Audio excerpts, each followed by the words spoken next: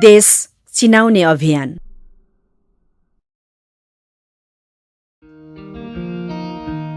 पर्यटनको राजधानी पोखराबाट झण्डै 2 घण्टाको जीप यात्रामा पुगिने तोनी नासा ताङतिङ गाउँ नाम जस्तै रमाइलो छ। ढुङ्गा र टिनले छाएका झुरुप्प गुरुङ बस्ती, आँखै अगाडि झलमल्ल हिम श्रृङ्खलाहरू र फरासिला मानिसहरूले भरिएको यो गाउँ पुगेपछि नरमाउने कोही होला र? त्यसैले होला ताङतिङ हुनु अघि यो गाउँको नाम स्थानीय गुरुङ भाषामा तोनी नासा भनिएको। तोदी नासाको चाहिँ अब फरक आफ्नै भनाइहरू छ। तोदी भन्ने कसैले चाहिँ तँ भनेको तँबा भनेको एकदम खुसी हुने हो हैन। त्यसै अरू कसैले चाहिँ फेरि तोन्दी भने बदल लड्ने खेल्ने ठाउँ तोदी। अहिले चाहिँ तौनी नासा भन्छ, तर कुन भेगको गुरुङले भनेको छ त्यसमा भर पर्छ। जस्तै सिक्लिसेहरूले तोदी नासा भन्छ, हामीले तौनी नासा भन्छ। समुद्री सतहदेखि 1660 मिटरको उचाइमा रहेको यो गाउँ कास्कीको मादी गाउँपालिका वडा नम्बर 2 मा पर्दछ।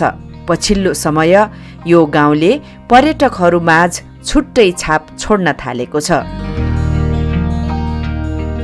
आकर्षक पर्यटकीय गन्तव्यको रूपमा चर्चा कमाएको ताङतिङ पोखरादेखि जम्मा 21 किलोमिटरको दूरीमा रहेको छ। 95% गुरुङ र 5% दलित समुदाय मिलेर बसेको यो गाउँ र यसका वरिपरि पर्यटकलाई आकर्षित गर्ने ऐतिहासिक, धार्मिक, प्राकृतिक र सांस्कृतिक स्थलहरू छन्। यहीँबाट गुरुङ सभ्यताको विकास भएको ठाउँ कोलासोथर पुग्न सकिन्छ भने क्रपु डाँडा अर्को आकर्षणको रूपमा रहेको छ। यो गाउँलाई पर्यटकीय गाउँको रूपमा विकास गर्नका लागि गाउँपालिकाले वडासँग समन्वय गरेर विभिन्न सङ्घ संस्थाको सहकार्यमा पर्यटन प्रवर्धनका योजना र प्रयासहरू भइरहेको बताउनुहुन्छ मादी गाउँपालिकाका अध्यक्ष वेदबहादुर गुरुङ।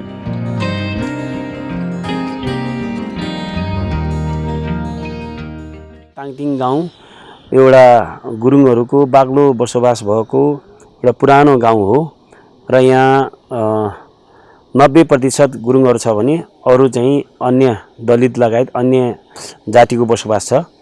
र यो गाउँ पर्यटकीय हिसाबले असाध्यै महत्त्व र सम्भावना बोकेको म देख्छु। किनभने यहाँको भौगोलिक बनावट र अरू यहाँको संस्कृति सबै हिसाबले पनि यो गाउँको चाहिँ पर्यटकीय हिसाबले महत्त्वपूर्ण सम्भावना देख्दछु। त्यसै कारणले हामीले यो गाउँलाई पर्यटकीय गाउँको रूपमा विकास गर्नको लागि गाउँपालिकाले वडासँग समन्वय गरेर यसको चाहिँ पर्यटन गुरु योजना बनाउने गरी विभिन्न प्राइसहरू चाहिँ हामीले थालेका छौँ र एउटा विभिन्न सङ्घ संस्थाले पनि यसमा चाहिँ हामीलाई सहयोगहरू प्राप्त गरेको छ। ताङतिङ मादी गाउँपालिकाको उत्तर पूर्वी सिमाना लमजुङ र मनाङसँग जोडिएको र गाउँपालिकाको सबैभन्दा धेरै क्षेत्रफल ओगटेको वडा पनि हो। ताङतिङको शिरको रूपमा रहेको क्रपु डाँडा गाउँबाट करिब 1 घण्टाको जीप यात्रामा पुगिने 3085 मिटर उचाइको डाँडा हो।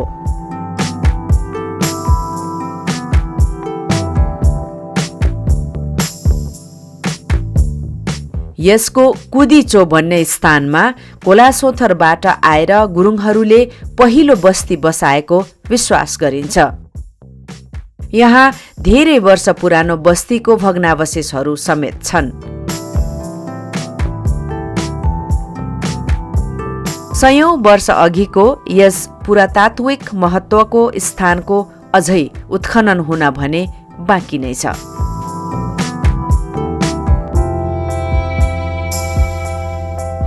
क्रपु डाँडा पुगेपछि उत्तरतिर हिम श्रृङ्खलाहरू नाकैमा ठोकिन आइपुग्छन् भने पूर्व दक्षिणमा लमजुङका विभिन्न गाउँहरू दक्षिणमा पोखरा सहर र दक्षिण पश्चिमतिर कास्कीकै अन्य रमणीय स्थलहरू देख्न सकिन्छ।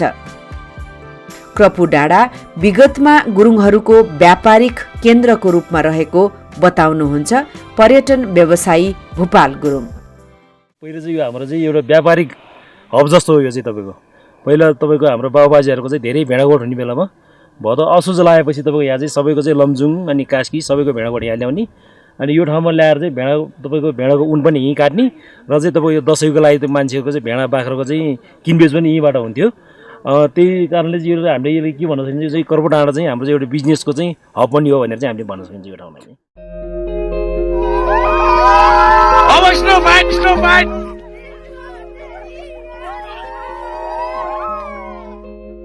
हिउँदमा यहाँ हिउँ खेल्नेहरूको भिड नै लाग्छ भने प्याराग्लाइडिङका लागि पनि परीक्षण उडान भइसकेको छ।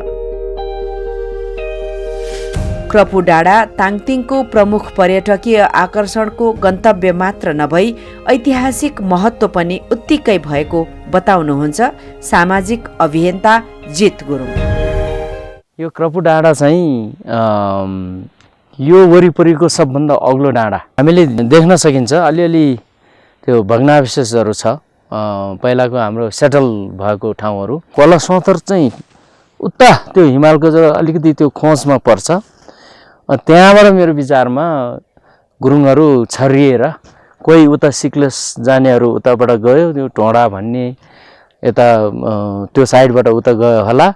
अनि मेरो विचार यहाँ पनि आएर बस्ती बस्यो होला, त्यसकारण यहाँ भग्नावशेषहरू हामी देख्न सक्छौँ। अनि यहाँबाट तल लमजुङ जानेहरू पनि तल गएको होला र तल यहाँबाट तल चाहिँ एउटा नुजु भन्ने ठाउँ छ, यसको यही डाँडाकै भागमा पर्छ। त्यहाँ पनि हाम्रो भग्नावशेषहरू छ। हाम्रो पहिलाको बुढापाकाहरूले भनेअनुसार चाहिँ ताङतिङेहरू चाहिँ यहाँबाट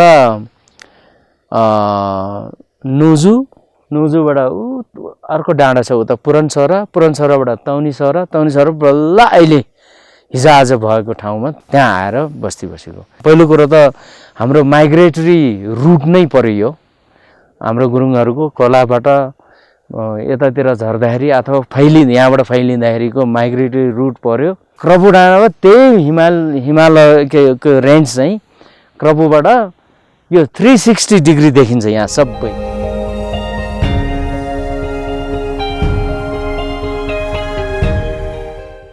ताङतिङवासीको मुख्य पेशा अझै पनि कृषि र पशुपालन नै हो।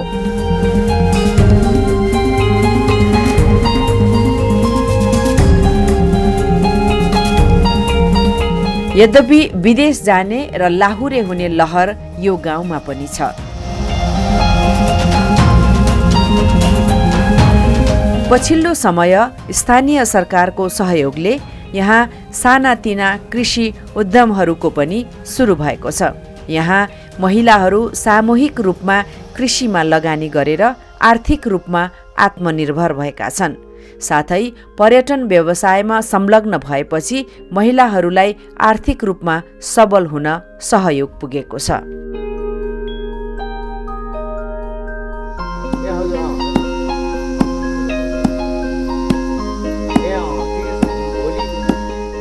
स्थानीय सरकारको जुन स्थापना भएपछि हामी महिला दिदीबहिनीहरूलाई चाहिँ धेरै अवसरहरू पाएका छौँ। हामी महिला दिदीबहिनीहरूलाई नेतृत्व विकासको ट्रेनिङहरू भयो, सचेतनात्मक ट्रेनिङ भयो, महिला हिंसाको ट्रेनिङहरू भयो, कानुनी सचेतनाको ट्रेनिङहरू, अनि महिलालाई सशक्तिकरण गर्नुपर्छ भन्ने जुन ट्रेनिङहरू हामीले प्रशस्त मात्रामा पाइरहेका छौँ। अनि यहाँको महिलाहरू चाहिँ एकदमै जुन एउटा सामूहिक रूपमा काम गर्नुपर्छ, एकजना व्यक्तिले गर्न नसक्ने काम चाहिँ समूहले गर्न सक्छ भन्ने जुन उद्देश्यले चाहिँ यहाँको दिदीबहिनीहरूले सामूहिक फुल खेतीहरू गरेको छ, सामूहिक आलु खेती गरेको छ, सामूहिक कोदो खेती गरेको छ आय आर्जनको लागि। अनि तीन समूहले चाहिँ त्यो जुन विनियोजित भएको रकमलाई परिचालन गरेर हामीले जुन यहीँको स्थानीय फुललाई चाहिँ उजागर गरेको छ।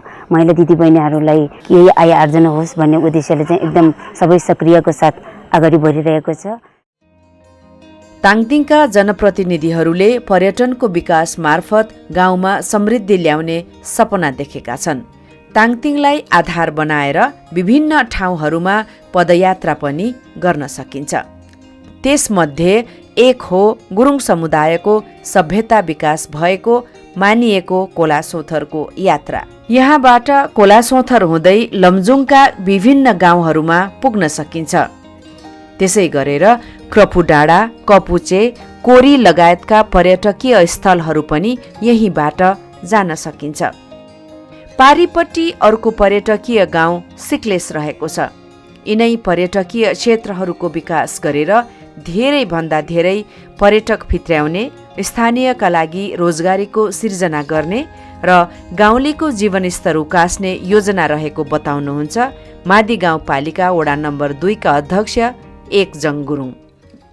पछि चाहिँ स्थानीय निकाय हामी जनप्रतिनिधि भइसकेपछि यहाँ चाहिँ बाटोको अलिक सहज भएपछि अहिले चाहिँ यो गाउँ चाहिँ पछिल्लो क्रममा एकदम एक्सप्लोरमा आइरहेको छ।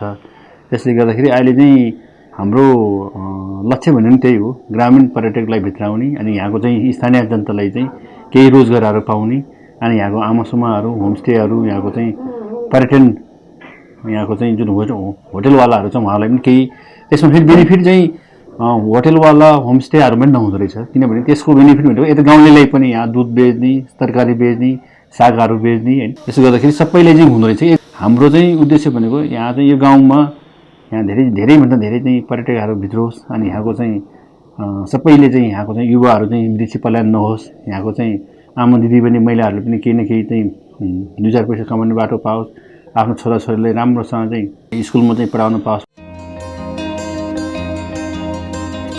पछिल्लो समय ताङतिङ घुम्न आउने पर्यटकहरूको लागि खाना र बस्नका लागि राम्रो सुविधा हुन थालेको छ।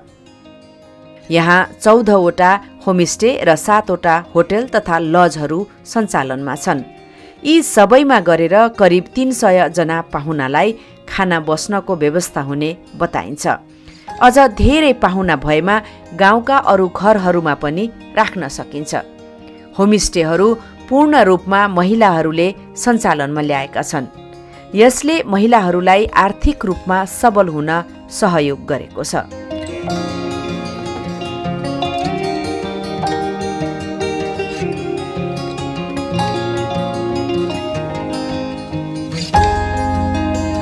होटलमा होस् या होमस्टे, पाहुना आएपछि फुलमाला र अक्षताले स्वागत गर्ने चलन यहाँ रहेको छ। यहाँ मौसम अनुसार स्थानीय उत्पादनबाट बनेका परिकारहरूको स्वाद लिन पाइन्छ।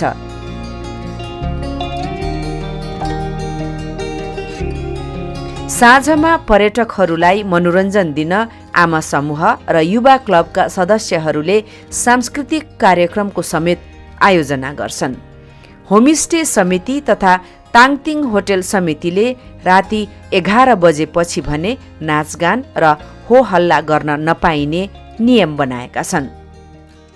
होमस्टे चाहिँ 2073 रूपमा वैधानिक रूपमा मादी गाउँपालिकामा दर्ता गरेर निरन्तर रूपमा सञ्चालन गरेर आइरहेका छौँ। अहिले त 2-3 साल भयो एकदमै आन्तरिक पर्यटन नै हो। पहिला चाहिँ फटाफुट एउटा दुईटा विदेशी आउनुहुन्थ्यो, अहिले कोभिडको कारणले पनि होला सायद आन्तरिक पर्यटन चाहिँ आइरहेको छ। हाम्रो 14 घरधुरीमा रहेको छ। क्यापेसिटी चाहिँ 80-90 जना जति चाहिँ अटाउने क्यापेसिटी छ हामीमा। होमस्टे चाहिँ टोटली हाम्रो चाहिँ महिला दिदीबहिनीहरूले नै अहिलेसम्म सञ्चालन गरेर आएको छ।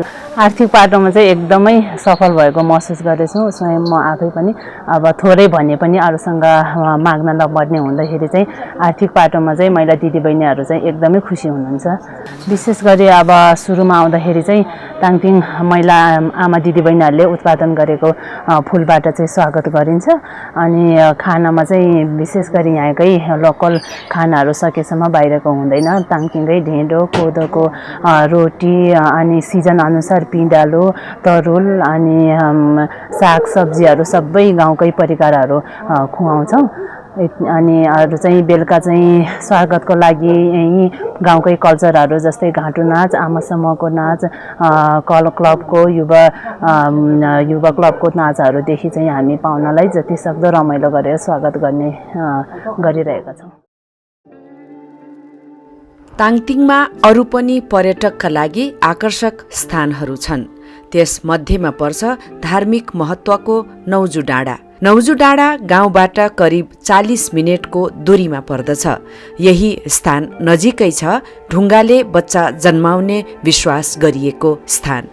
समुद्री सतहदेखि 2100 मिटरको उचाइमा रहेको नौजु डाँडाबाट माछापुच्छ्रे र अन्नपूर्ण हिम श्रृङ्खलाहरू देख्न सकिन्छ।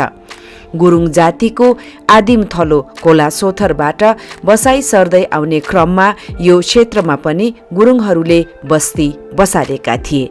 यो क्षेत्रको धार्मिक महत्त्वका बारेमा स्थानीयवासी यसो भन्नुहुन्छ। र यो चाहिँ हाम्रो यो भूमिथान छ। यहाँ चाहिँ पहिला यहाँ हाम्रो किंवदन्ती भनौँ अथवा चाहिँ यहाँको कथाहरू हाम्रो बुढापाकाहरूले भन्दै आएको। यहाँ चाहिँ पहिला एकजना भिक्षुनी हुनुहुन्थ्यो अरे, उहाँलाई चाहिँ हामीले फिचु फिचु भन्दै गर्ने। पछि चाहिँ उहाँ चाहिँ भिक्षा माग्ने अनि अब यहीँ बस्ने, कुटी बनाएर बस्ने। एक दिन उहाँ चाहिँ अचानक अन्तर्ध्यान भयो। त्यसपछि उहाँको उसमा हामीले चाहिँ होइन यहाँ चाहिँ वर्षेनी यहाँ चाहिँ हामी पूजा गर्छौँ र भूमिको रूपमा लिन्छौँ। त्यस्तै गरेर यो हाम्रो नौजु उतातिर चाहिँ पाजे पैगु भन्छ। र हाम्रो बुढापाकाहरूले चाहिँ आँसी खाल्दाखेरि हामी चाहिँ नौजु फिजु पाजे पैगु पा उदो पाजे पैगु नौजु फिजु पा उदो के छाँवा छाँप तारिया भन्छ। त्यो कारण चाहिँ उहाँहरूले चाहिँ एकदम त्यो हाम्रो यो भूमिथान यो ताङतिङ गाउँलाई एकदमै राम्रो गर्ने यो ठाउँ भएकोले यहाँ चाहिँ एकदमै यो हाम्रो संरक्षण क्षेत्र जस्तै छ। यहाँ चाहिँ अब यो दिसा पिसाब गर्न मनाइ छ होइन। अनि यो घाँस दाउरा गर्न पनि यहाँ चाहिँ मिल्दैन, किनभने यो हामीले चाहिँ व्यक्तिगत रूपमा पनि पिर्ने भएको हुनाले। र यो हामीले चाहिँ यो नौजु र उता पाजे पैगुलाई हामीले चाहिँ वर्षमा 2 पटक भेडा काटेर भेडाले पुज्ने गर्छौँ यहाँ। र यो माथि हामी यहाँबाट चाहिँ झन्डै 20-50 मिटर जति माथि गयो भने यो एउटा ढुङ्गाले बच्चा पाउने ठाउँ हुन्छ। र यो चाहिँ कस्तो छ भने यो त्यहाँ ढुङ्गाहरू चाहिँ पहिलादेखि बाजेहरूले बुढापाकाहरूले भन्दै आएको यो बढ्दै जाँदो रहेछ। र हामीले पनि हेर्छौँ। हामी अब आज कति हामी भनौँ न 50-55 वर्ष भयो हामीले सम्झेको। अब अहिले यो बढेको जस्तो लाग्छ, तर त्यसको पनि अलिकति संरक्षण र त्यसलाई अलिकति एउटा मोनिटरिङ गरेर त्यसलाई चाहिँ पछि भविष्यको लागि पनि हामीले चाहिँ गर्नुपर्ने देखिन्छ एउटा चाहिँ।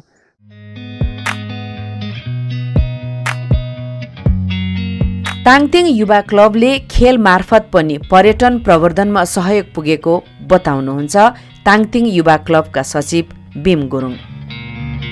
ताङतिङ गाउँको युवाहरूको समूह, एकमुष्ट समूह मिलेर बनेको ताङतिङ युवा क्लब।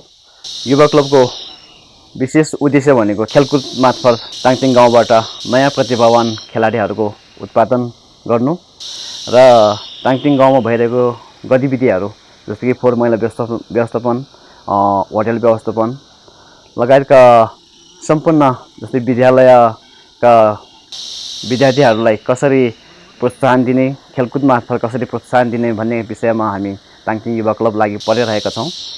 विशेष गरी चाहिँ ताङतिङ युवा क्लबले प्रत्येक वर्षमा एकचोटि क्षेत्र मेला आयोजना गर्दै आइरहेको छ। हाम्रो मेलाको मुख्य आकर्षक भनेको बास्केटबल, भलिबल, सांस्कृतिक कार्यक्रम अथवा चाहिँ लोकनृत्य प्रतियोगिता यस्ता कार्यक्रमहरू हामीले आयोजना गर्दै आइरहेका छौँ।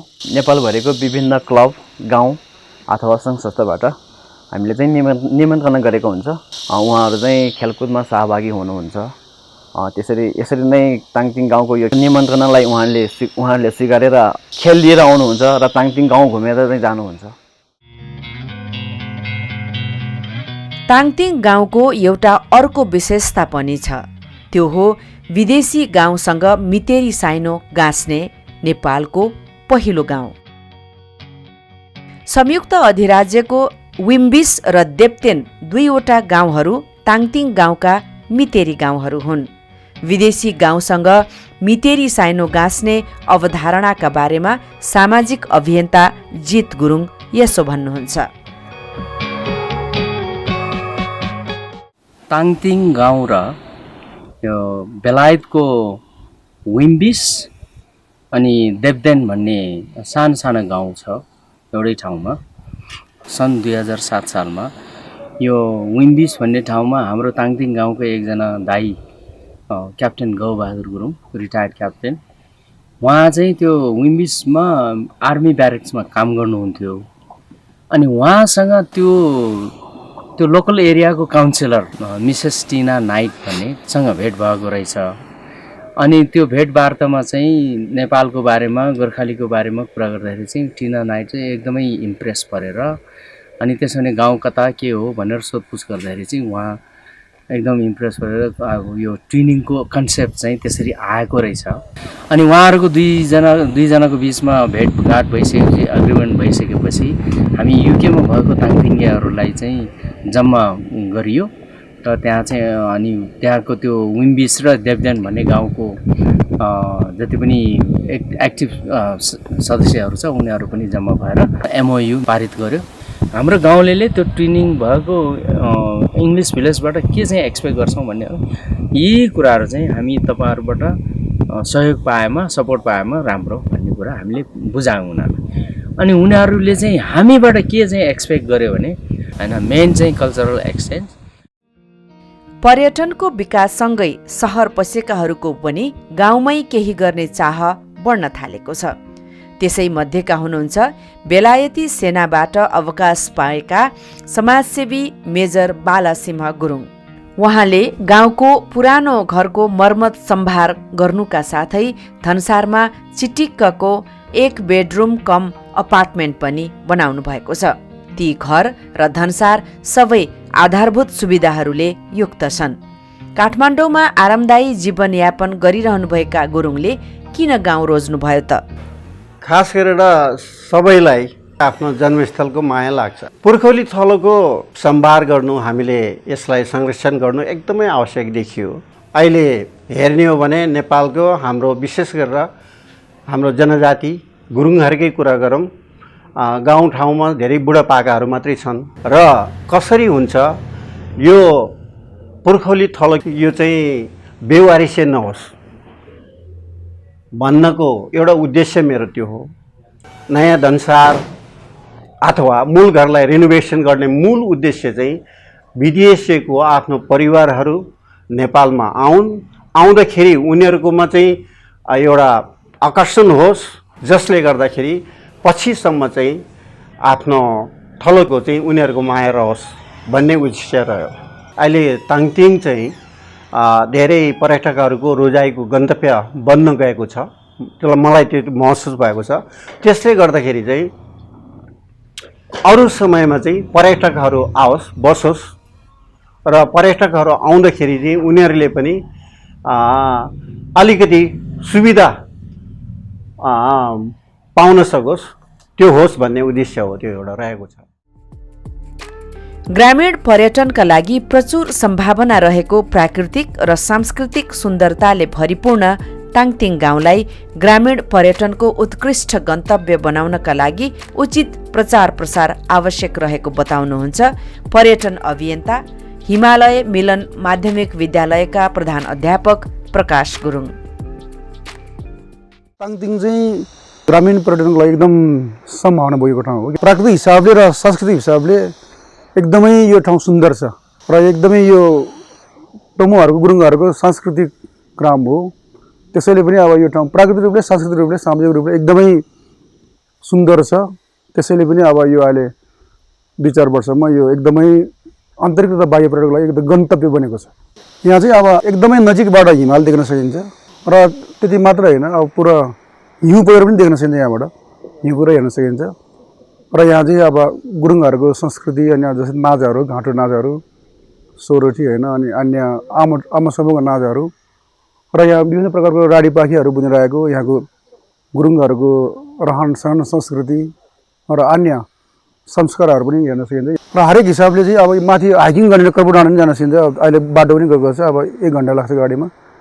त्यसैले यो ठाउँ चाहिँ एकदमै सम्भावना पनि छ र अहिले दिन प्रतिदिन चाहिँ आन्तरिक र बाह्य पर्यटकहरूको चाहिँ एकदमै सङ्ख्या बढिरहेको छ। अहिले 1 नम्बरमा चाहिँ अब प्रचार प्रसार नै गर्नुपर्ने देखिन्छ। यहाँहरू जस्तो अब मिडियाकर्मीहरू अनि अरू साथीभाइहरूसँग अब यो ठाउँको प्रचार गर्नुपर्ने देखिन्छ। अर्को अझै नि पुरा यो हाम्रो के अरे गाउँको संस्कृति अनि यो घरहरूलाई नबिगार्ने गरी अलिकति सुविधायुक्त घरहरू बनाउने र यो क्रमबाट चाहिँ माथि चोरो डाँडा यो माथि नै टी हाउसहरू बनायो भने होइन ट्रेकिङ गर्नेहरूलाई पनि राम्रो हुन्छ र यो ठाउँलाई व्यवस्थित बनाउने अनि हेर्न लायकको ठाउँहरू अझै विकास गर्ने अनि तल्लो झर्ना छ त्यसलाई अलि राम्रो बनाउने गऱ्यो भने पर्यटकहरूको सङ्ख्या चाहिँ पक्कै पनि धेरै बढ्ला जस्तो लाग्छ मलाई।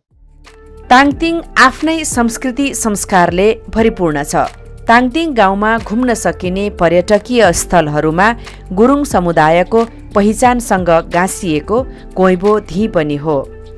कोइबो गुरुङ पुरोहितहरू पच्यु र क्लेब्रीहरूको पूजास्थल हो। यहाँ गुरुङ समुदायको जन्मदेखि मृत्युसम्मका संस्कारगत कुराहरूको चित्रात्मक अवलोकन गर्न सकिन्छ। यसै गरी अर्को आकर्षणको रूपमा बुद्ध धर्मावलम्बीको गुम्बा पनि गाउँमै छ। बाहिरबाट घुम्न आएकाहरूले गुम्बामा आएर लामा गुरुसँग वाङ लिन सक्छन्। हामीले यहाँहरूलाई ताङतिङ अर्थात् तोनी नासाको परिचय दियौं। भनिन्छ देखिने र अनुभूत गर्ने चिजहरू शब्दमा वर्णन हुनै सक्दैन, त्यसैले ताङतिङ यतिमै सकिँदैन। तपाईँ पनि आउनुहोस् र आफै अनुभूत गर्नुहोस् नाम जस्तै तोनी नासाको रमाइलो र खुसी।